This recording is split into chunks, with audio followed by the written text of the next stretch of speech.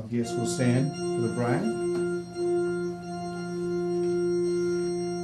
Here comes the bride. Step a little bit forwardly. Put your arm in his. And then face me though. Good, good, right there, right there. Put your arms together.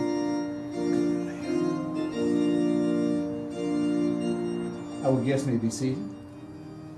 Dear beloved people, Leon and Dantine, thank you for joining us here at the world-famous Little White Wedding Chapel and allowing us to be a part of your celebration.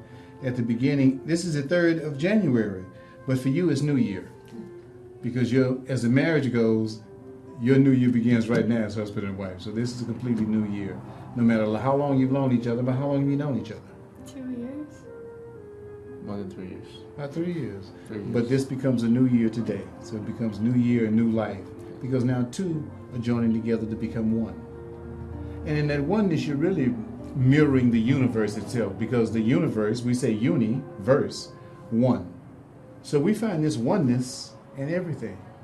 And when the two complementary opposites of male and female come together, the two, they don't make two. One and one doesn't make two in that regard. In this regard, one and one makes one.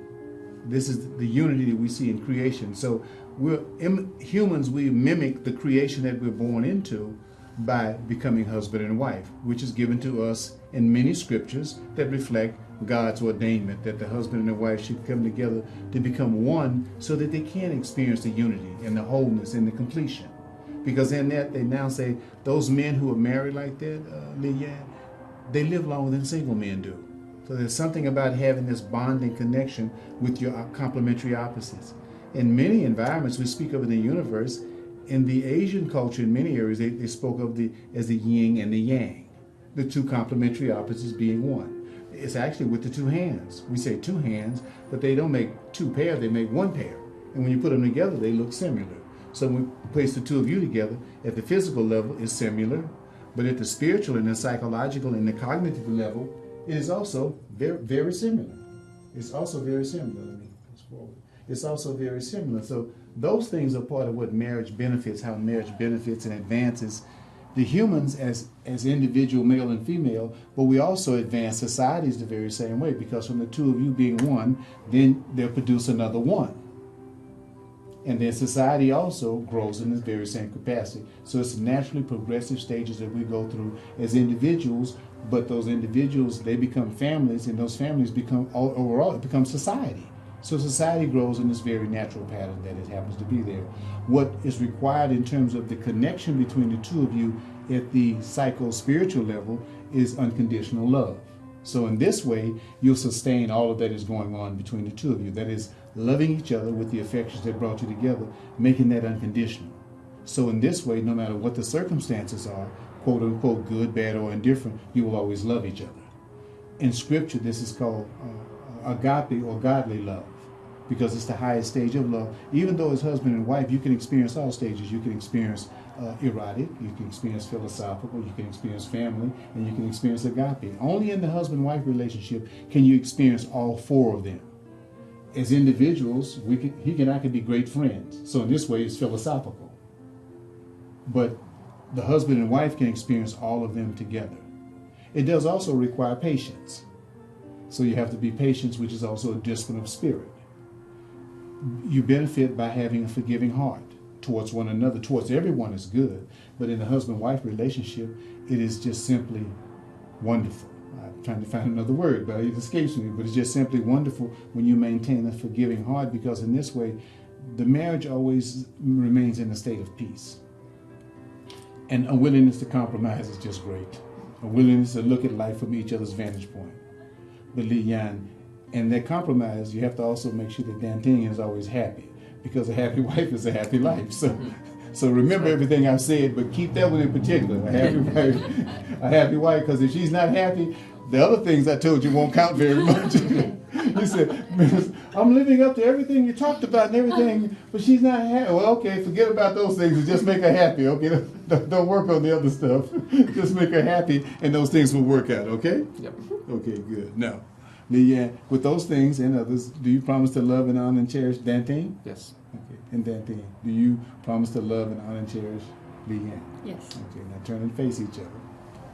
I'll speak briefly, hold each other's hands.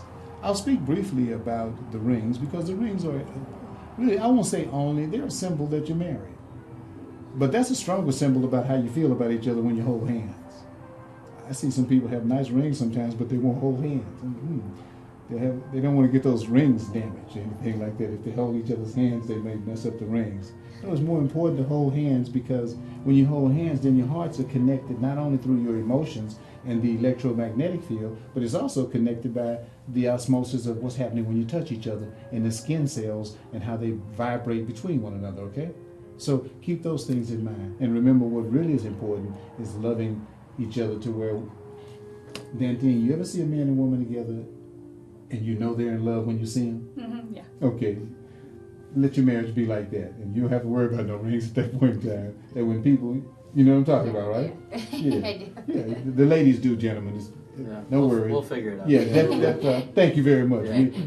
You come from Venus later on in life, but early on you're from Mars. So as the years grow on, they come into that kind of understanding. But when you finally get there, she'll say, glad he finally made it. As a matter of fact, they will talk to each other about the two of you like, girl, I don't know. Wow. And this is how you know they're talking about you. Because if the two of them are together and you walk in the room and they're talking, they'll stop talking. And when they stop talking, they're saying, shut up, minister, you're not supposed to tell them all these secrets in here. And when they stop talking, that's how you know you were the content of the subject that was there, okay?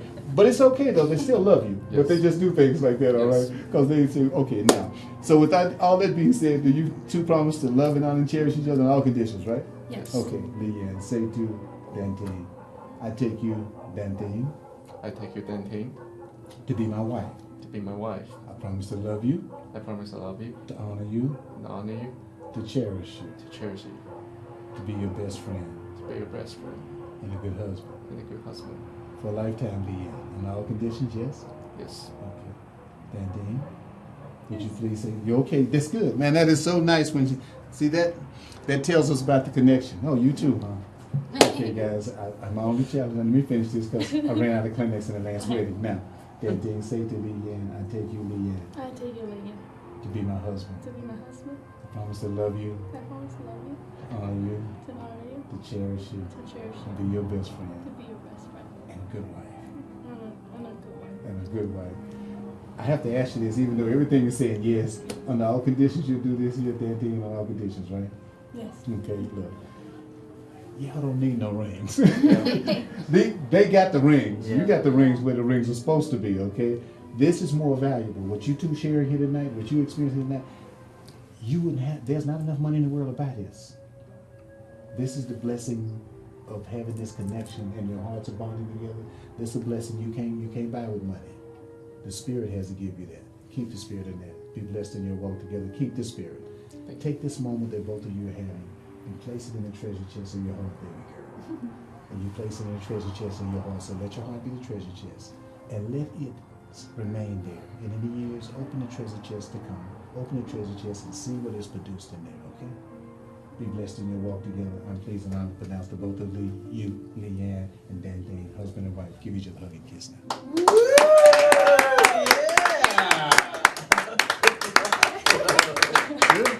Yeah. Right there?